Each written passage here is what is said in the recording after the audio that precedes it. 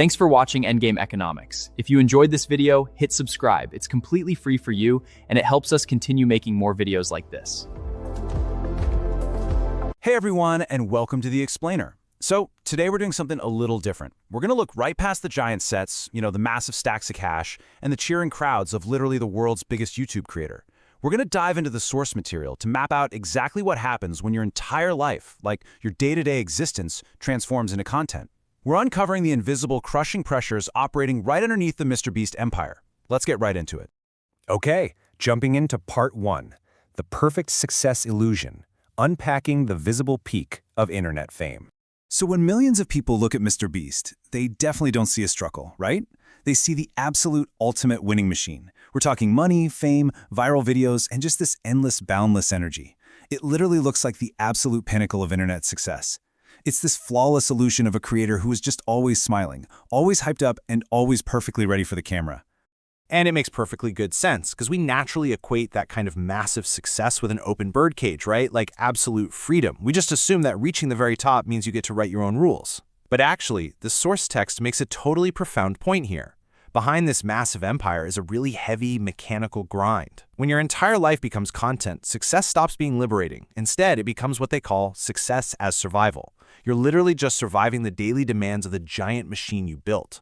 Which brings us to part 2, the cost of obsession, tracing the ascent and what was sacrificed. Because remember, long before the private islands and the giant giveaways, there was just Jimmy Donaldson sitting in his bedroom. And he absolutely didn't build this massive success through blind luck.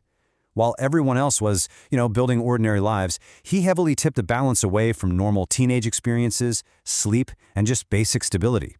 He traded all of that to study the internet like a scientist. He sacrificed almost everything to obsess over the mechanics of the platform. And this obsession really had 3 distinct stages: studying thumbnails, mastering retention, and engineering attention. He realized super early on that on YouTube, grabbing your attention is quite literally his survival. He figured out exactly how to hold our eyes, basically becoming one of the greatest attention engineers in human history.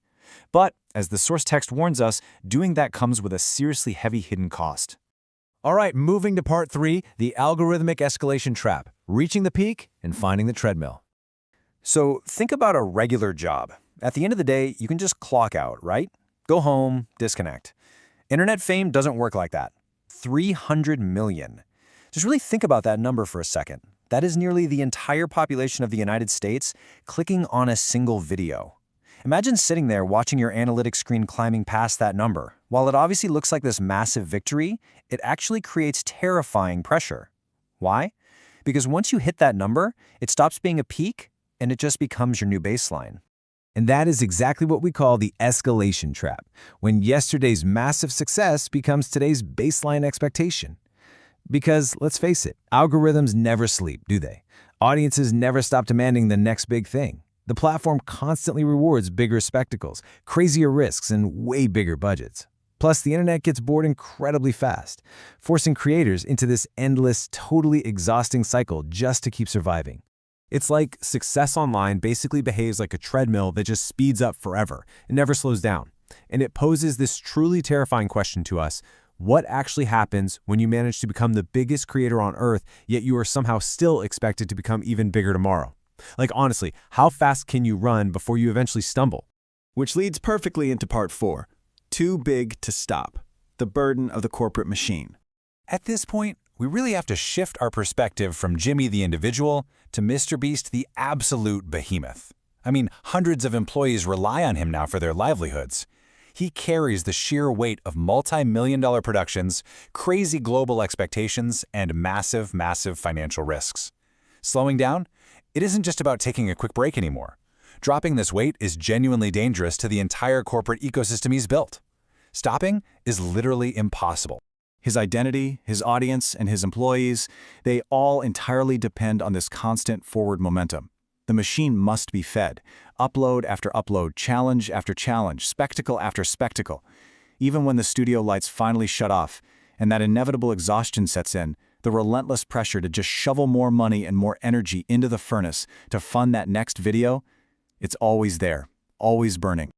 Let's look a bit deeper in part 5, the psychology of performance, the internal toll of the human product. Now, trying to maintain this machine requires just incredible psychological dissonance. The source text makes this really striking point. Quote, "Audiences don't connect with creators as humans anymore. They connect with them as emotional products. And, well, products don't get to have bad days, do they? They are fully expected to deliver dialed-up, confident, totally hyped energy in every single upload, every interview, and every thumbnail smile. Literally no matter what kind of chaos might be happening behind the scenes."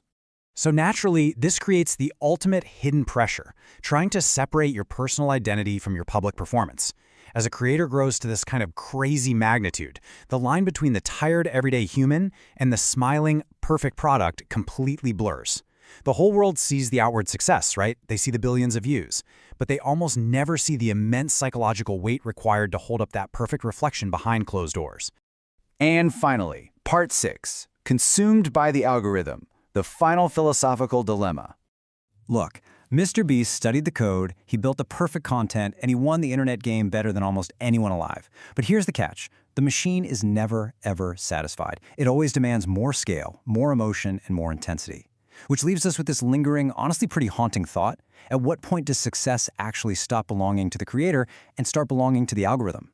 Behind every single massive online empire is a real person carrying invisible pressure, while millions of us just keep watching. Thanks so much for joining me in this explainer today, and I'll leave you to ponder exactly who really holds the power here. See you next time.